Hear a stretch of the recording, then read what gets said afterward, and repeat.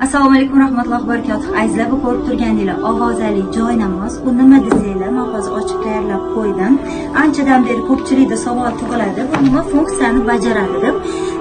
Bu joy namoz sizlarga ibodat qilishni o'rgatadi. Ya'ni namozlarni har xil, masalan, qazo namozlari bo'lishi mumkin, safar namozlari, musofir namozlari, azondan keyingi duolar, hammasini ayollarga ayol kishini ovozida, erkaklarga erkak kishini ovozida o'rgatadi. Ko'rishingiz mumkin. Azon duosi, suralar, bomdod namozi qilishi, peshin, mana bu yoqda asr, shom, xufton, undan tashqari 3 rakat vitr, tahajjud va qazo namozlarini ham qanday o'qilishi ko'rsatilgan. Ya'ni joy namozi ustiga turib yoqqaningizdan keyin xohlasangiz erkak, xohlasangiz ayol kishini ovozini tanlaysiz va qaysi namozni o'qimoqchi bo'lsangiz o'shani bosasiz.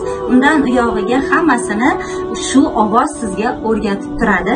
Batafsil yana ushbu profildan ma'lumotlarni olishingiz mumkin.